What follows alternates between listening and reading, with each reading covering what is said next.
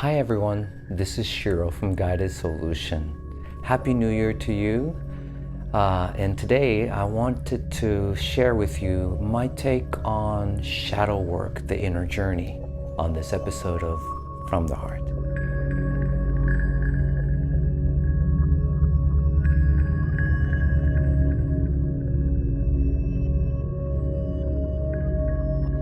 So 2021 for me was definitely a transformative year. It was started with a vision that really set things in motion about the healing center and my sense of purpose and everything else. Then it started to manifest in a way where I was meeting great people and cultivating bonds and a sense of building something together. But the one thing that stayed consistent throughout the year was about the introspective journey through it all. And that really makes sense. And the term, of course, shadow work was definitely so prominent throughout. And because in the end, what we manifest into our reality is our inner world. And so the more we focus on our inner world, inner journey, in which what shadow work does, it aligns with what we project into our reality. You know, I don't really subscribe to a lot of things. So I have to do research every time I come into some insights and inspirations. And so that's how I kind of validate a lot of things like that I'm picking up for myself. But I looked up shadow work, and so the word shadow aspect, shadow self, I guess came through from a psychology term, something that Carl Jung has kind of penned and is acknowledged as well. But my take on shadow work is just really taking a look at the aspect of ourself that is unacknowledged, unaccepted, and unintegrated. That's just kind of my overall take. And I found certain people that also shared the same thing. So that's kind of something that I'm resonating overall. And so the vision that I had and the drive and all of that, and those who have come on board to share that journey with, all synchronicity went through the similar kind of thing. Makes sense, because that's what you're going through. And it was all about turning over stones and really things that I hadn't fully processed or integrated. Past old emotions has resurfaced, or things that I thought that I had worked with resurfaced in a way where I was able to see it in a new light. So it's tempting to look at it like I regressed, but it was definitely an aspect that I was like, oh, but I'm now seeing it in a different light. And what I've really learned about shadow work, and I'm still learning about it, really integrating more about it, is that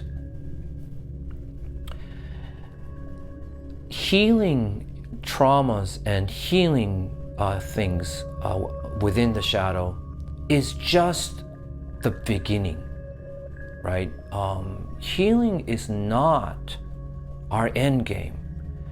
And I think that a lot of times healing is such a romanticized word that in the spiritual community especially, that we really get hung up on it. But really, in the end, healing is just the beginning, and the end game here is what we're really aiming for is integration.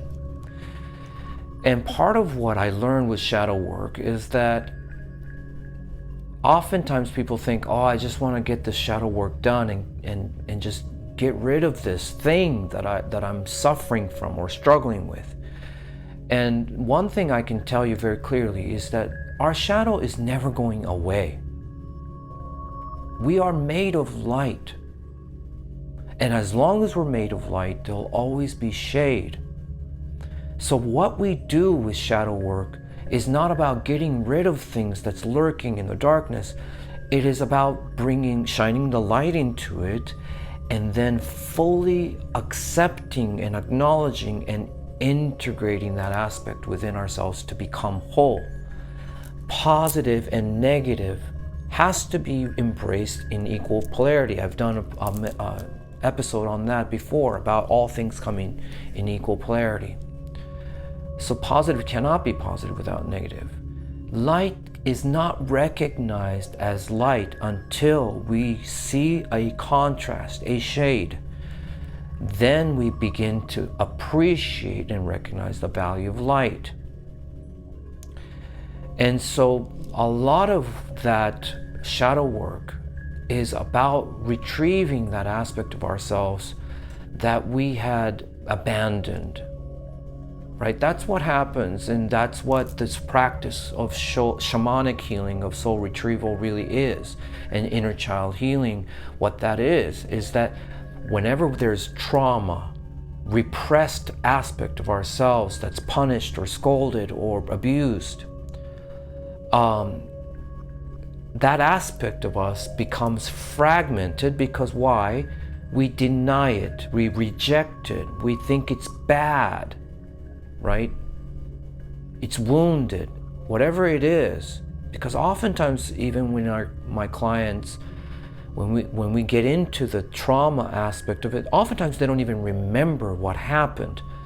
And that is, again, because why? Part of us wanted to forget it, delete it. We don't disassociate it. And what happens is that aspect of us gets lodged in that particular timeline, fragmented away from who we are, and thus making us incomplete, not whole. And so the shadow work or soul retrieval and inner child healing, all it is basically different ways of doing the same thing. We acknowledge it, we embrace it, and we retrieve it and become whole, which is the integration. Now, to understand what integration looks like on a very simple example, because sometimes it sounds really complicated, is like for someone to say, I went through that hard time, it was painful, it was heartbreaking, but I realize now that experience was very valuable to my journey, and I'm wiser and stronger because of that experience.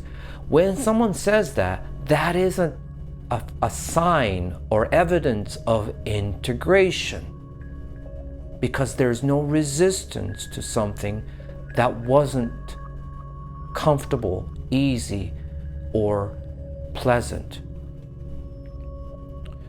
And so I did an episode on toxic positivity before, and I want to talk about that again. Same thing, right? Where if we are shunning negativity and, I don't want to deal with that, I don't want to look at it, I don't want to manifest it, then it's a denial, it's a state of fragmented self.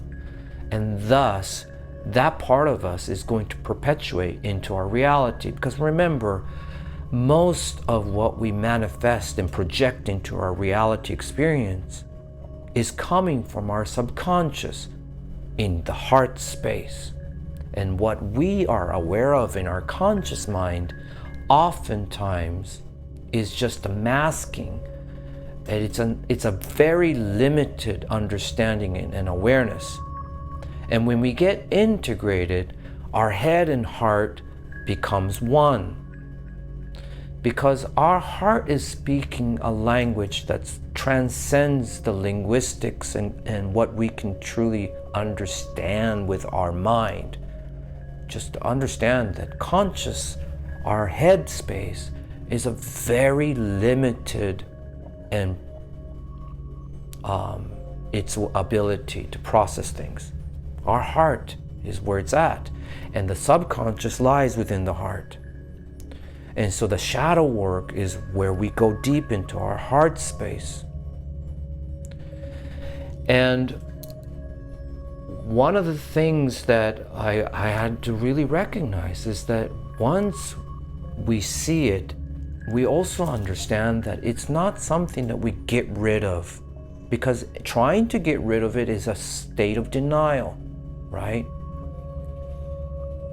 So by being whole, we simply accept that as much as we have the ability to love and heal, we also have the ability to destroy. So, and this is something that I really want to emphasize for those that are intuitives out there who are calling themselves practitioners. Because I often come across those that are doing this work, intuitive and serving people, and yet so much is unhealed within themselves, and they're operating as wounded healers.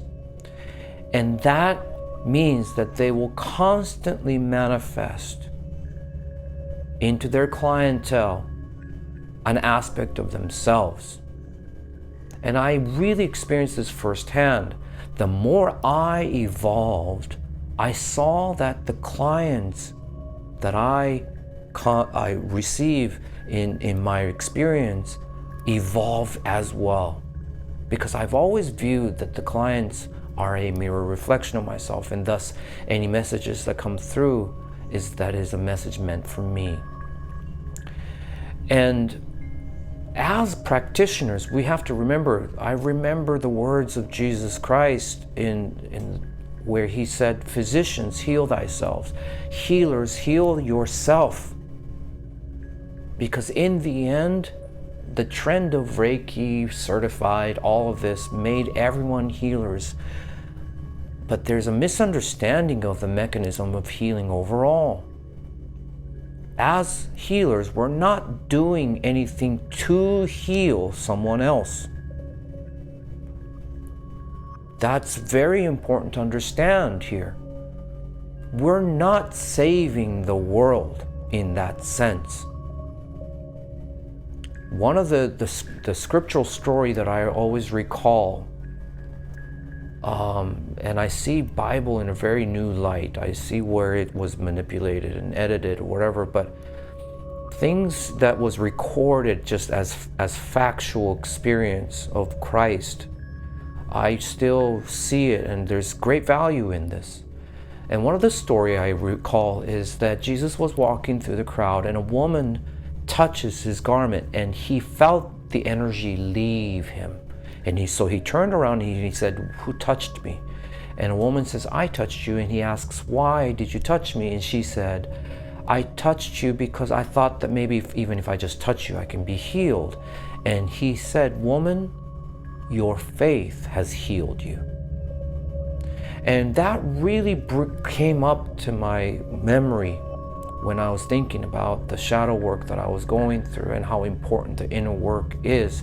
Because it is true that in the end, the true mechanism of healing is that as healers, we are simply offering a healed state of vibration,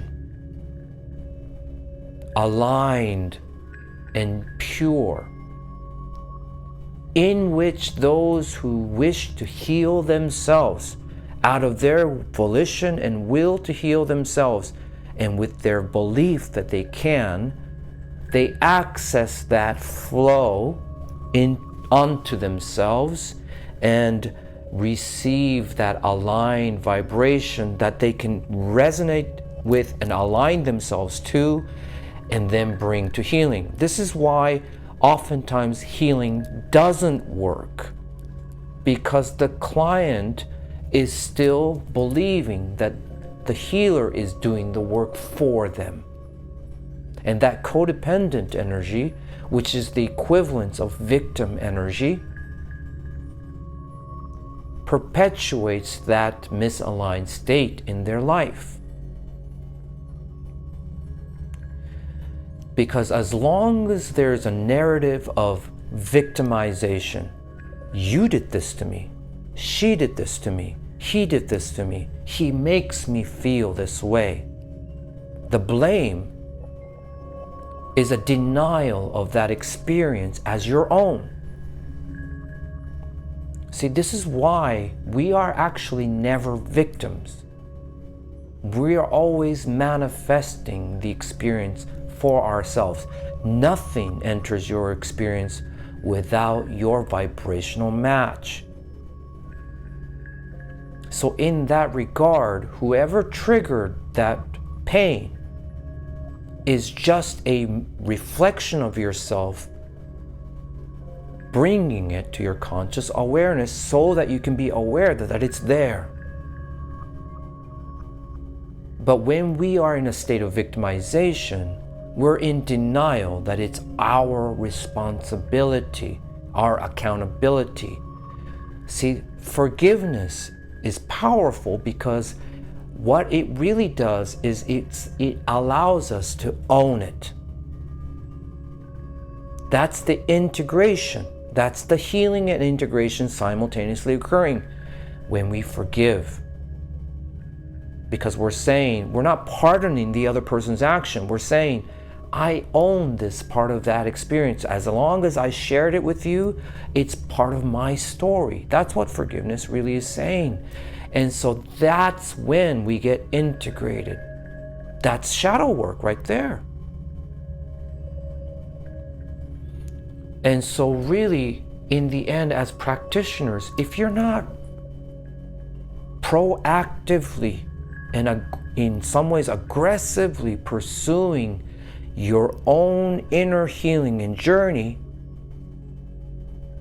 then you're not complete and whole as a healer or any type of practitioner that can truly be of value. Now, in the end, a lot of psychics with their gift can still instill value because the universe will use anything as long as the client is truly wanting to heal themselves. They're the ones that's manifesting it. But oftentimes with the wounded healers is that they perpetuate someone that stays wounded too. So they'll see that the client isn't truly receiving what they're giving them because the resonance is the wound. And our accountability is only to ourselves. That is truly living a self-centered life. And when we are and find that true center, then we are always offering that healed vibration. And even if we aren't trying to heal somebody, like doing a Reiki work, the person can receive something just by your mere presence, for that matter. So one of the things that I really wanted to tell you, that within the shadow work that we do, yes, it's definitely gut-wrenching in the sense that we are turning over stones and looking at aspects of ourselves that we denied, we didn't accept, we didn't acknowledge, and that can hurt. But ultimately, what that leads us is not just about righting wrongs and this healing of trauma. It's also about discovering your light. It's really beginning to know truly who you are. And when you know who you are in its entirety, in its state of wholeness, you cannot help but to be fearless, powerful, and truly back in its original divine state, which is what we are. We are made of divine particles here. And that is our original natural state, sovereign, which is why being a victim, living a narrative of obedience and submission and enslavement and not having freedom feels wrong to us. And who is responsible for that? Only us, because even in our victimized state, we are never losing sovereignty. So then we must do the shadow work to identify why we held on to that narrative and why we needed to put that narrative in our story to experience. And that's what shadow work does. Now, some of the methods that we can utilize to do shadow work can be a lot of things. Shamanic healing of soul retrieval is definitely one, where we go deep in ourselves to identify those aspects of us that were fragmented, right? Even computers need to defragment itself to run efficiently, but we are also the same in that regard. So that's one. Plant medicine like ayahuasca and mushrooms, even cannabis can be a vehicle where we can begin to access aspects of us that we have not seen. That's also, so plant medicine in its entirety, they all hold a different frequency and vibration, and that's one way, a tool to access. But one of the ones that really I integrate for myself lately, and I love it because it's simple. It's just simple, but it's powerful, is Ho'oponopono. It's a Hawaiian healing modality. And what it really does is, the loose translation of Ho'oponopono itself is a native Hawaiian term, is to belong, to make peace. And it's really about restoring the original state, the zero state, the 0 point. And there's a great story, the legend of Dr. Hugh Lin that is associated to that story of Ho'oponopono. I highly recommend for you to look at it. I might actually do an in-deep dive on that one, or another episode on it. But Ho'oponopono is just a mantra of I'm sorry, please forgive me, I love you and thank you. Some it's I love you, I'm sorry, thank you, and I love you. But the order is not that essential. First, I'm sorry and please forgive me coming together is very important. And I love you and thank you coming together is very important. But the element that it represents is confession. I'm sorry allows us to own everything. Whether it's my action that hurt you or your action that hurt me, acknowledging that it's part of me, that you are a mirror reflection of me. So when you hurt me, it's still me hurting me, and therefore I'm sorry applies to both sides.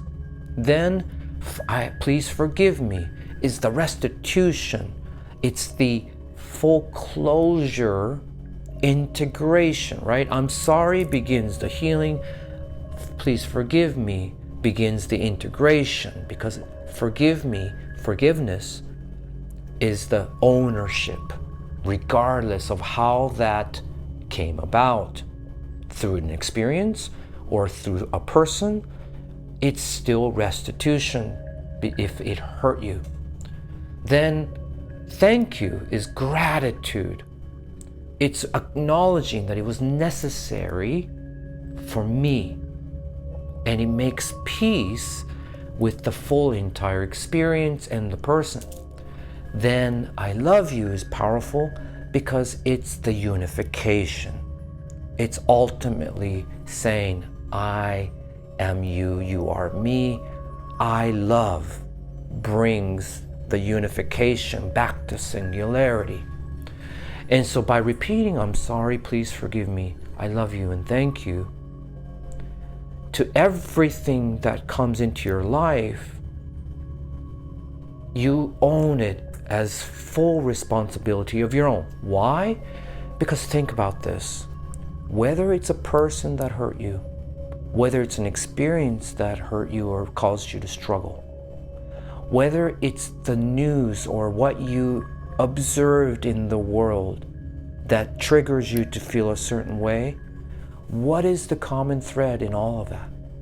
The only thing that's constant in all of that is you. It's your experience. Therefore, it is you. And so by owning it fully in the aspect of restitution and unification and gratitude and confession, you integrate that fully back into yourself. So whenever you experience any aspect of your shadow surfacing into your conscious awareness, by repeating the mantra of Ho'oponopono, you are integrating and healing that aspect of yourself. And it bypasses the blame, the victim. Because at any point in time you're saying, hey, that's not my fault, but you were there, then it's a state of denial, resistance, rejection, fragmentation. So shadow work in that sense is very powerful. It's not about getting rid of something. It's about knowing your light, knowing your shade, and fully being integrated into both sides of yourself, that they are both polarities necessary for one another, and that you are in the center of both light and shade, center from the positive and negative, embracing both aspects as one of your whole entire aspect. And then you are back into your sovereign state. And then you can consciously choose to project one or the other at any given moment.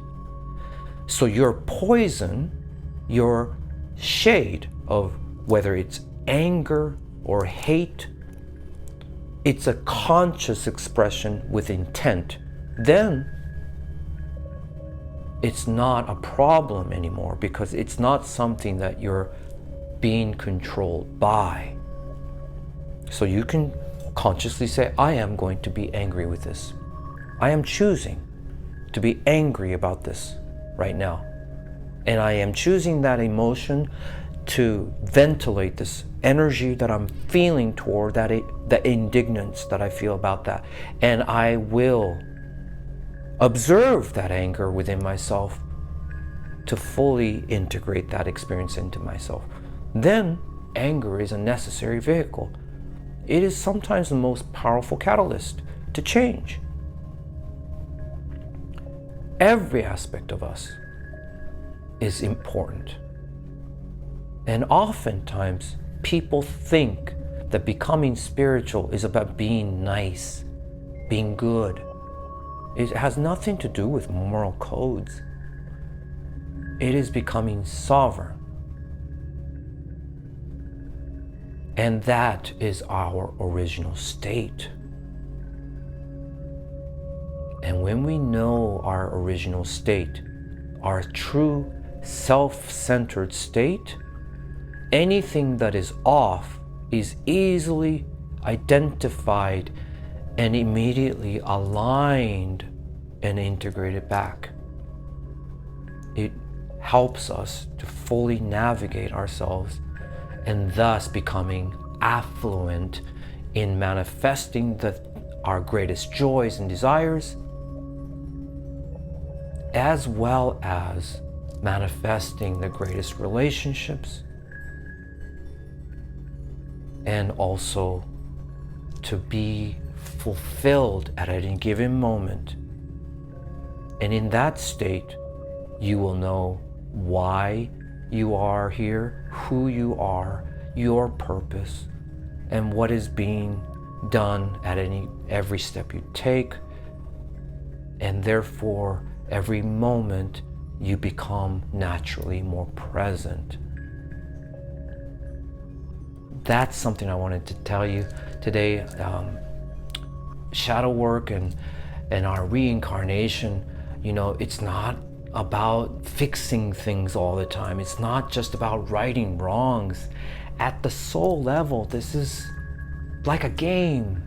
Every incarnation, we're just simply wanting to get to the next level. We're simply wanting to restore that full balance back to that state where everything is truly experienced with fullness and maximized in its potential and so forth. So in that regard, it is a great and fun experience to live and to reincarnate every time as well. So I wanted to share this with you today. This is my take on shadow work. This is something that I hold dear as a practitioner and as a way of accessing my personal joy and living my life of authenticity. As I reflect on my past, that's where I struggled, wanting to be somebody that I was supposed to be, trying to be someone that can be accepted or validated, wanting someone else to give me a sense of value, and wanting someone else to make me feel happy. And that is not how it works. And that's something that I'm happy knowing today.